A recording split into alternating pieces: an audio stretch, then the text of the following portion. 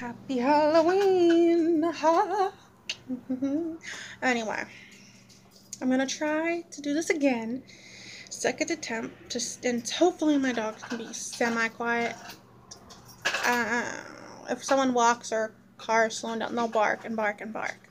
So I had to redo this video, but let's just jump right into it. These stories are my personal paranormal experiences growing up into adulthood.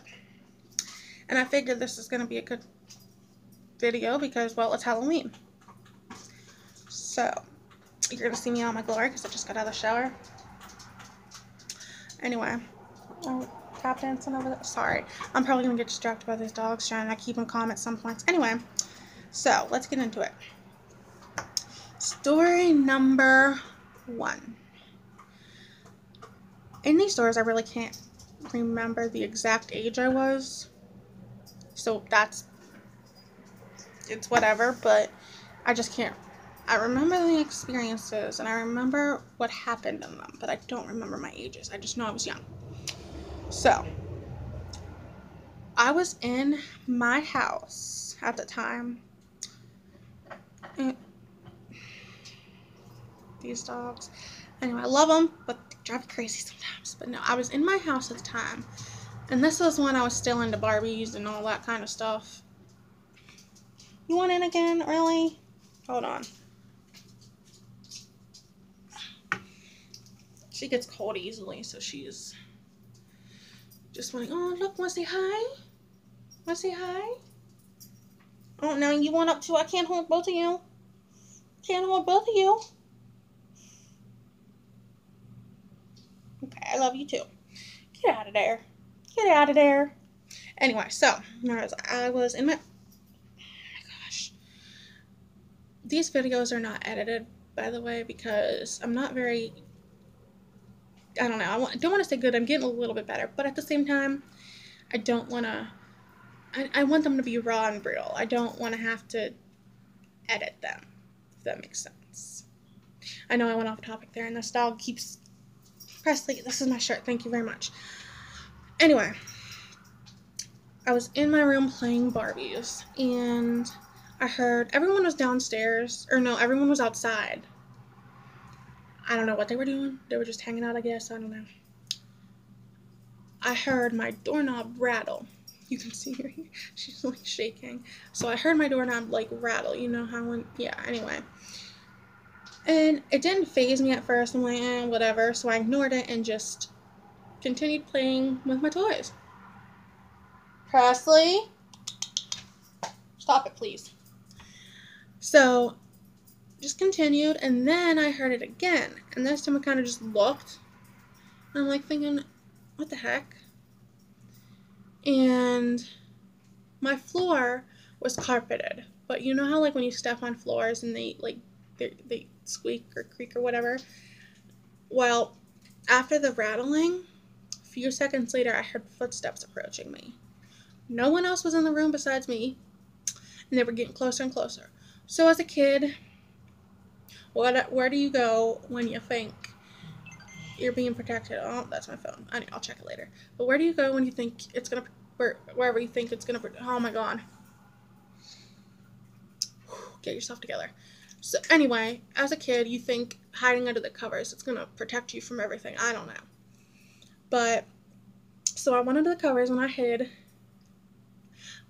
I hid for a long time, probably like 30, 45 minutes. And then I just proceeded to like run out my room and go outside to join my family because I wasn't having it. So, that's number 1. Number 2. This was in the same house, same bedroom. But this place, oh my god, this takes place at night, probably around midnight. My mom wasn't home, so my dad was, I didn't like sleeping alone. So my dad was staying with me, and he was out in the hallway on the phone. I don't know who he was talking to, what he was talking about. I just woke up and it was like the middle of the night or something. But he was in the hallway and the light was on. So it wasn't too scary for me because I could still see him, I could hear him, it was fine. So I look over to the window, and all I saw was this green hand just tap my window, and I'm like, what the hell? I didn't know if it was someone trying to prank me, but there was no one there. And in order to get up to where my bedroom was, you need a ladder, and no one had a ladder. And the tree that we had was not that, it was close, but it wasn't close to the window enough to hit the window, if that makes sense. So it didn't look normal to me, but with it being dark and my dad in the hall, I tried to remain calm. Like, there's nothing else you can do. So you just remain calm. Story 3. Dun, dun, dun. This one actually takes place at my cousin's house the same year that my brother had passed away. He was stillborn, which means the baby is born, but it was born, but it doesn't come out alive. It's really emotional to explain that, because, like, no one should have to go through that. But my cousin had walked out of the room to go get us some drinks. So I waited and waited, and I'm like thinking, this is taking a long ass time. So I went to join her and was like, we just got a drink out there, because I was thirsty. I wasn't waiting any longer, and I wanted my drink. And when we were walking back to her room, we opened the door, and we saw it was a clear little head and a clear little hand, and it was just like reaching out towards us. She had white curtains, which kind of always freaked me out as a child, but we saw that it was clear. I've never seen that, and I don't know why it was clear, but it was. So it was like this little hand and this little tiny head. We told my uncle, but he didn't believe us. He kind of just dusted it off, like, whatever. And so we just went back to the bedroom, talked about it, and was just thinking, like, it would make so much sense, because it was so little, and the only baby we knew that had passed was my brother. So we kind of just started assuming it was him, which to this day, I still say it was. Oh, and disclaimer for the last 2 stories when I was talking about that one house. Also, after all this, I found out someone had lived there and died, or they died somewhere near the house, and whatever. I found that out. I'm pretty sure she died in the house, because my dad even had experiences that he denied for so many years. Now he believes. But, okay. Number 4. I was at my grandparents' house, and I wanted to, like, just mess around with the camera she had on her phone, which she had, like, a old, outdated flip track phone, like one you could get for a couple bucks at Dollar General nowadays, which maybe not that brand per se, but you get the picture. So I had the camera on, and I was just kind of going around the room, just for the hell of it. And I would cross the stairs once, cross the stairs twice, went to go to the third one time, just because, like I said, I was bored, I guess. But then all of a sudden, on the steps, I saw this outline. I couldn't tell at first what the hell it was, but I just stared. And I'm like, Grandma, you need to come see this. You need to come see this. Like, hurry, hurry, hurry. And she came over, she looked, and she's like, holy cow. And we were both, like, staring into this tiny phone with a little figure. I'm like, what in the world is this? Like, thinking, this is strange. we talked about it, and we just kept analyzing the figure. And you know those like Virgin Mary statues that people would have in their yard or something? Literally the same exact outline as Virgin Mary, which my great grandmother had. And when we would go to her house, I'd go outside and talk to it. Like she was my friend and she would talk back or something. I don't know. I just would always talk to it. It was so weird. Now that, like, looking back, I'm like, God, I was such a strange kid. But me being naive and trying to, show I'm brave at this age. I'm like, oh, okay, I'll walk up the steps. I'll see what happens. So I got up about 2 or 3 steps, put my hand out, and then my grandma was like, it's coming towards you. I booked it back to the couch. I'm like, nope, not as brave as I thought I would be. I'm not doing this. Not today. Not ever. So I'm like, we're done. But the freaky thing is, ever since we lived there, I was never able to go upstairs by myself. Like, for some reason, I was just so creeped out to go upstairs by myself. Like, you know how they say children sense things, or animals sense things? From a young age, I was able to sense things. So, anyway, moving on. Story number 5. I was actually in my teen years this year. My God. This time around, I was about 13, 14. We had moved into a house literally right next to the house we live in now, which will be another story time eventually. I mean, of course, I'll talk about it now, but the house we used to live in, it did catch fire, and we eventually got this house, which wasn't really even a house. It was like a duplex, and it was bad, so we had to redo it. Anyway, I'll get into that in another story time, like I said. But in that other house, my sister and I, we shared a room at the time.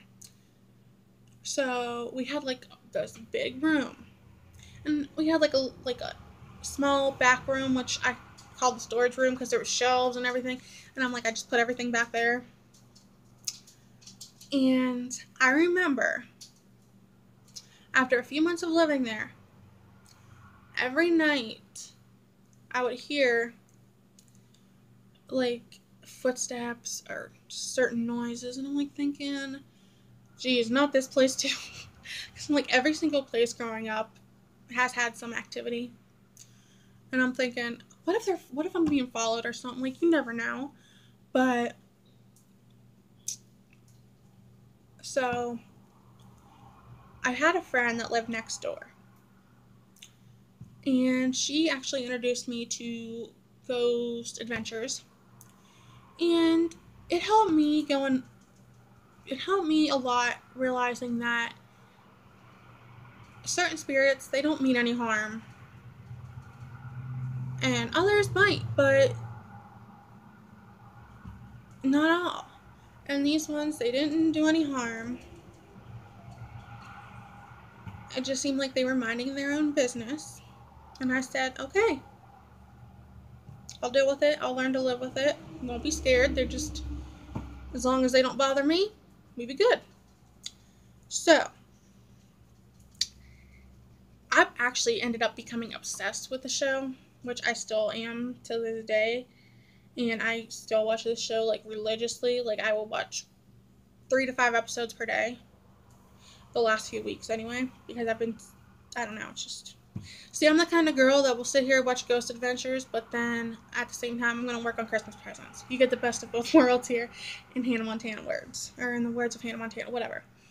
And I realized I'm going to be okay. Unless they do harm, then we're all going to be fine. Just fine. Of course, then after a while, God, I wish I still had these pictures. I don't know what happened to them. They either got lost somewhere in that house, or, well, they were obviously burnt in the fire, but my stepmom had hid them and never saw them again. But she showed me pictures when they were remodeling that house.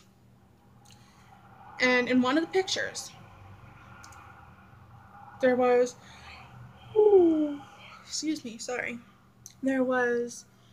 was a couch. and then you see the outline, and then it literally looked like someone was sitting on that couch. And in some of the photos, there were orbs and just random outlines. It was like, it kind of validated what I was experiencing, because I was like, great, I'm going nuts or something. But it validated it. For a while, she did deny that she ever showed us, because I think they were afraid that my little sister was going to get scared. But at the same time, I'm like, I want to know more. Okay. I was relieved to see proof, though. Like I said, it did validate it. Now, as an adult, I have had experiences, which I don't have written down, but I know what had happened.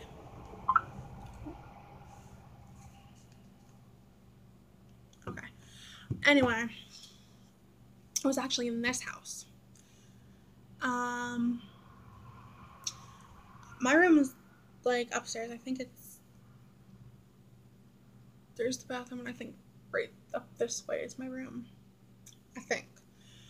And I remember there was these few months where I could not sleep at night because I would always hear a lady in my room.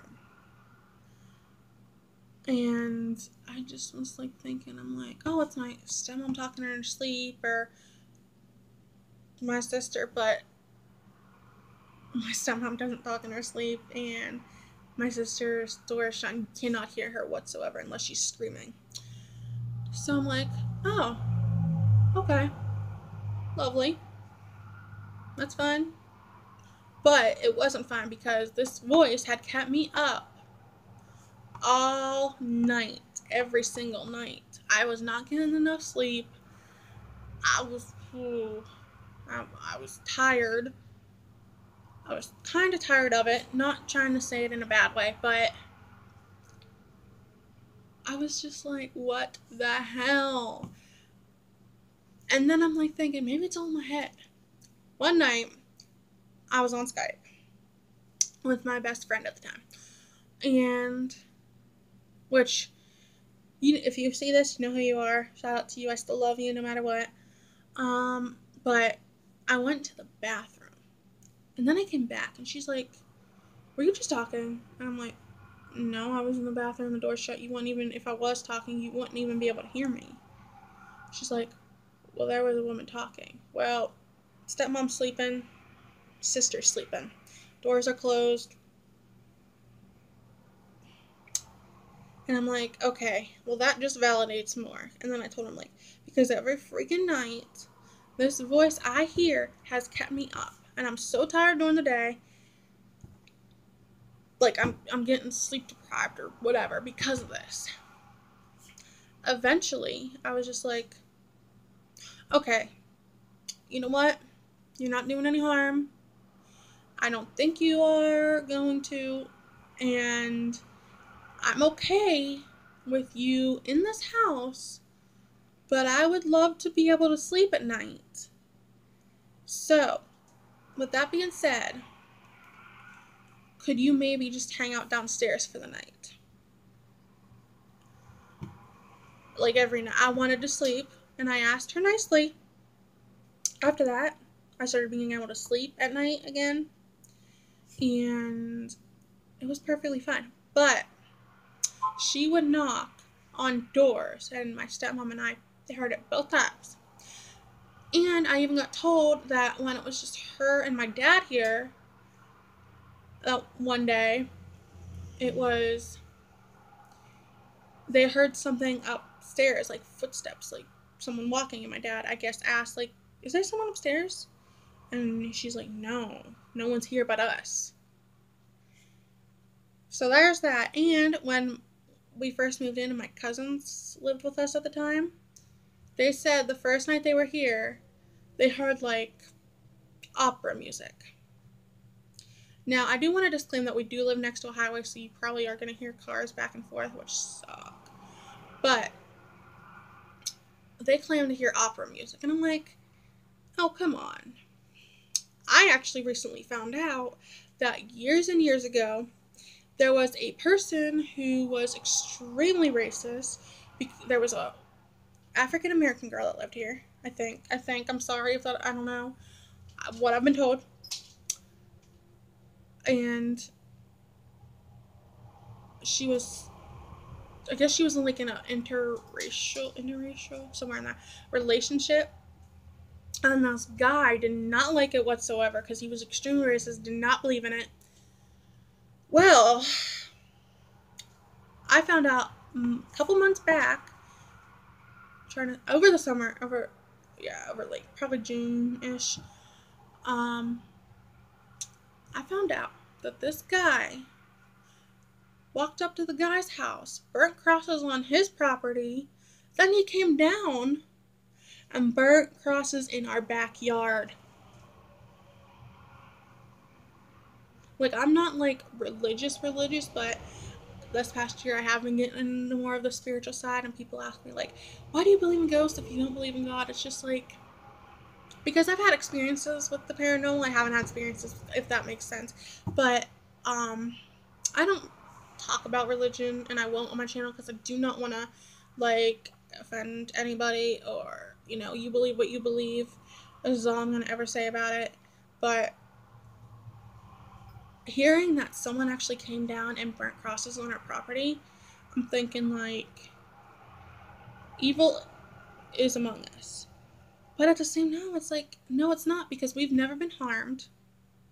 Now, I did say if someone wakes up with 3 scratches somewhere on their body, it's time to get a priest in here and we're exorcising this house. But it's never happened. And I don't think it ever will. But then again, it could, because I could just jinx it. But anyway, that's going to be it. I hope you guys have a fantastic Halloween and hopefully get lots of candy. And tell me what you're going to be for Halloween. I actually have a peasant costume. So, I don't know if I'm wearing it today because I wore it the other day when passing out candy. But I have that costume I might wear, depending on what I'm doing tonight. So, just tell me what you are in the comments. Thank you so much for watching this video. Leave a like, subscribe, comment, whatever. And I will see you in my next video. Love you.